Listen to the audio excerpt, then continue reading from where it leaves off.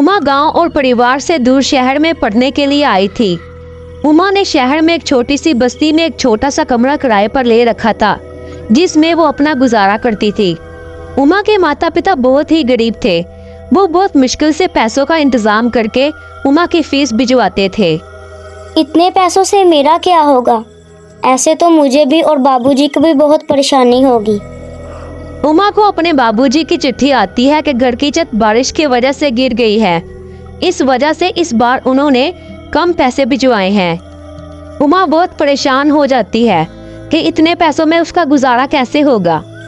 एक दिन की बात है, शहर में एक चाइनीज लड़की आती है और एक आदमी से पूछती है, क्या मुझे इस शहर में किराए पर एक छोटा सा सस्ता सा कमरा मिल जाएगा? नहीं, मैं इस शहर में नया हूँ, मुझे इतना ज़्यादा मालूम नहीं है। फिर वो चाइनीज लड़की वहाँ से चली जाती है। उमा भी उसके पीछे पीछे चलने लगती है और उस लड़की के पास जाकर बोलती है, अरे सुनो, मैं भी इस बस्ती में एक छोटे से किराए के कमरे में रहती हूँ। अच्छा, तो तुम ही कोई बता दो कोई अच्छा सा कमरा, बस सस्ता सा हो, क्योंकि मैं अभी इस शहर में नई हूँ और मेरा यहाँ पे कोई भी नहीं है। मैं इस दुनिया में अकेली हूँ और अभी मेरे पास इतने पैसे नहीं हैं, तो तुम कोई मुझे सस्ता सा कमरा बता दो। हाँ, मेरा हाल भी कुछ ऐसा ही है, लेकिन अगर तुमको कोई एतराज़ ना हो तो तुम मेरे कमरे में रह सकती हो। हम किराया आधा आधा बांट लेंगे, ऐसे हम दोनों के लिए आसानी हो जाएगी और किराया भी कम पड़ जाएगा। अरे वाह, ये तो बहुत अच्छा आइडिया है, मुझे कोई एतराज़ नहीं है। मैं तुम्हारे कमरे में रह लूँगी और हम किराया आधा आधा बांट लेंगे, ऐसे हम दोनों के लिए आसानी हो जाएगी। फिर वो दोनों एक साथ एक कमरे में रहने लगती हैं। दोनों की बहुत अच्छी दोस्ती भी हो जाती है। लेकिन कुछ ही दिनों बाद दोनों को पैसों की परेशानी होने लगती है। दोनों के पास इतने पैसे नहीं थे। समझ में नहीं आ रहा कि क्या करूं। बाबूजी को भी पैसों के लिए नहीं बोल सकती, उनके पास भी पैसे नहीं हैं। समझ नहीं आ रहा कि अब क्या करें। मेरा तो इस दुनिया में कोई भी नहीं है, मैं पैसे किससे मांगूंगी, कैसे मैं अपना गुजारा करूंगी, समझ में नहीं आ रहा कुछ।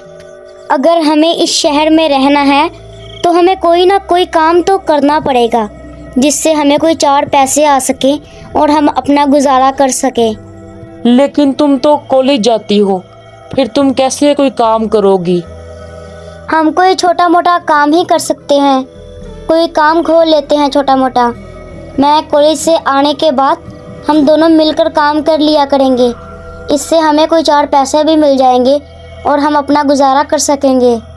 दोनों बहुत सोचती हैं, मगर उनके दिमाग में कोई आइडिया नहीं आता। फिर उनको बहुत ज़ोर से भूख लगती है। शीना फटाफट दोनों के लिए नूडल्स बना के लाती है। नूडल्स खाने के बाद उमा के दिमाग में एक आइडिया आता है। अरे हाँ, मिल गया आइडिया। बताओ बताओ, क्या आइडिया आया, जल्दी से बताओ। Chinese food. तुम इतनी अच्छी चाइनीज़ फूड बनाती हो कि कोई भी खाए और दीवाना हो जाए। हम चाइनीज़ फूड का स्टॉल लगाएंगे और आसपास बस्ती में कोई भी चाइनीज़ फूड नहीं बेचता सिवाय उस मोटे के, मगर वो इतनी महंगी चाइनीज़ फूड देता है कि पूछो ही मत। अगर हम चाइनीज़ फूड का स्टॉल लगाएंगे तो हमारी दुकान बहुत ज़्यादा चलेगी। हाँ, ये आइडिया ठीक है, मैं सारी चाइनीज़ फूड बनाना जानती हूँ। मैं आज से ही सारी चाइनीज़ फूड बना दूँगी और तुम कॉलेज से आकर मेरी थोड़ी सी मदद करवा देना। हम शाम को ही जाएंगे बाज़ार में। शाम को बाज़ार में भीड़ भाड़ ज़्यादा होती है और लोग चाइनीज़ फूड खाने हमारे ठेले पर आएंगे। बस फिर क्या था, दोनों सहेलियां अपने अपने पैसे इकट्ठे करती हैं और बाजार से सामान लाकर चाइनीज़ फूड का एक ठेला लगा लेती हैं। आ जाओ, चाइनीज़ फूड सिर्फ 10 रुपए की प्लेट है, जल्दी से आ जाओ, गर्मा गर्म चाइनीज़ फूड खाओ। 10 रुपए की प्लेट का सुनकर एक आदमी वहां पर आ जाता है और उनसे चाइनीज़ फूड लेकर खाता है। वो खाता ही रह जाता है। उसको वो चाइनीज़ फूड बहुत पसंद आती है। देखते ही देखते बहुत से लोग जमा हो जाते हैं और इनकी चाइनीज़ फूड खाते हैं और इनके चाइनीज़ फूड के दीवाने हो जाते हैं। फिर इनका सारा सामान बिक जाता है। चाइनीज़ फूड की दुकान इनकी बहुत ज़्यादा चलती है और चाइनीज़ फूड बेचने के बाद इनके पास बहुत सारे पैसे इकट्ठे हो जाते हैं। मुझे तो यकीन ही नहीं हो रहा कि हमारी चाइनीज़ फूड की दुकान इतनी ज़्यादा लोगों को पसंद आई है और हमारे पास इतने पैसे इकट्ठे हो गए हैं। लेकिन मुझे तो पूरा यकीन था कि हमारी चाइनीज़ फूड की दुकान बहुत ज़्यादा चलेगी। आखिर इतनी अच्छी तुम चाइनीज़ फूड बनाती हो। इन पैसों को लेकर तुम सुबह अपनी कॉलेज की फीस जमा करवा आना। उस रात वो दोनों सुकून से सो जाती हैं। फिर अगली सुबह उमा अपनी कॉलेज की फीस जमा करवा आती है। कॉलेज से वापस आकर वो दोनों चाइनीज़ फूड तैयार करके शहर के बीचों बीच चाइनीज़ का ठेला लगा लेते हैं। देखते ही देखते उनका सारा सामान बिक जाता है। लेकिन वही दूसरी तरफ मोटेलाल की दुकान उमा और शीना की वजह से बिल्कुल ही चलना बंद हो जाती है। सारे ग्राहक उमा और शीना की दुकान पर चाइनीज़ फूड खाने जाते हैं। मोटेलाल की दुकान पर कोई भी नहीं आता। मोटेलाल को उन दोनों की तारीफ सुनकर भी बहुत गुस्सा आता। फिर एक दिन मोटालाल सोचता है, क्यों ना इन लड़कियों की दुकान पर जाकर देखा जाए कि इनके चाइनीज फूड में ऐसा क्या है जो मोटेलाल की चाइनीज फूड में नहीं है। क्यों लोग उनके पास ज्यादा जाते हैं। फिर मोटालाल एक ग्राहक बनकर उमा और शीमा की दुकान पे जाता है और उनसे चाइनीज़ फूड लेकर खाता है। इनकी चाइनीज फूड तो वाकई ही बहुत मजे की है। फिर मोटालाल वहाँ से चला जाता है। एक दिन की बात है, शीना की तबीयत बहुत ज़्यादा ख़राब हो जाती है। शीना चक्कर खाकर नीचे गिर जाती है। उमा बहुत परेशान हो जाती है और जल्दी से उसे डॉक्टर के पास लेके जाती है। लेकिन दवाइयों से भी उसे कुछ नहीं होता और वो ठेला लगाना बंद कर देते हैं। मोटालाल बहुत खुश हो जाता है। उसकी चाइनीज़ फूड की दुकान फिर से चलने लगती है। लेकिन उधर शीना की तबीयत और भी ज़्यादा ख़राब हो जाती है। उमा उसे बहुत से हॉस्पिटल्स में दिखाती है लेकिन कुछ आराम नहीं आता।